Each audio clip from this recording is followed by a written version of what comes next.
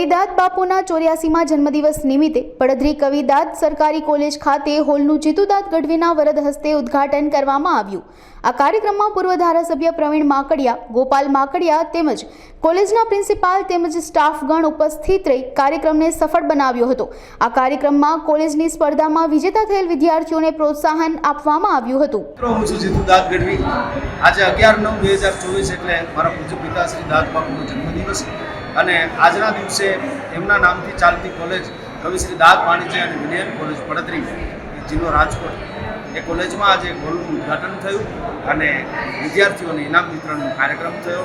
પૂજ્ય પિતાશ્રીને આજે જન્મદિવસે બધાએ ખૂબ યાદ કર્યા અને ખૂબ સરસ એક કાર્યક્રમ એમની કોલેજમાં આયોજન થયું। અમે ખૂબ આખો પરિવાર મારો રાજીપો વ્યક્ત કરું છું।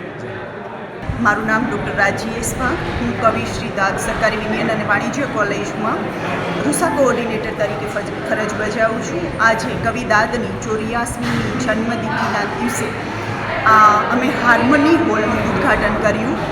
આ હોલ સાથે સાથે વિદ્યાર્થીઓનો સન્માન કાર્યક્રમ તેમજ હોલનું ઉદ્ઘાટન અને દાદ બાપુની જન્મ જયંતિની ઉજવણી કરવામાં આવી।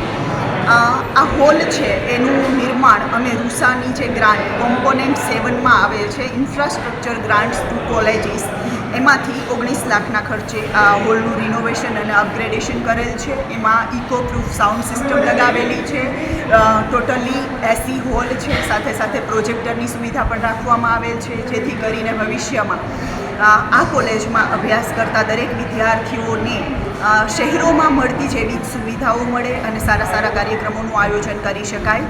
આજે આ કાર્યક્રમની ઉપસ્થિતિમાં ઉદ્ઘાટક તરીકે કવિદાદ બાપુના પુત્ર જીતુભાઈ દાદ ગઢવી પધારેલા, સાથે સાથે પ્રવીણ પ્રકાશનમાંથી ગોપાલભાઈ માકડિયા તેમજ પૂર્વ ધારાસભ્ય પ્રવીણભાઈ માકડિયા પણ પધારેલા। આ સમગ્ર કાર્યક્રમનું આયોજન ડૉક્ટર નીલાબેન એસ ઠાકર, આ કોલેજના પ્રિન્સિપાલ શ્રીના માર્ગદર્શન નીચે સમગ્ર સ્ટાફના સાથ અને સહકારથી કરવામાં આવ્યું હતું।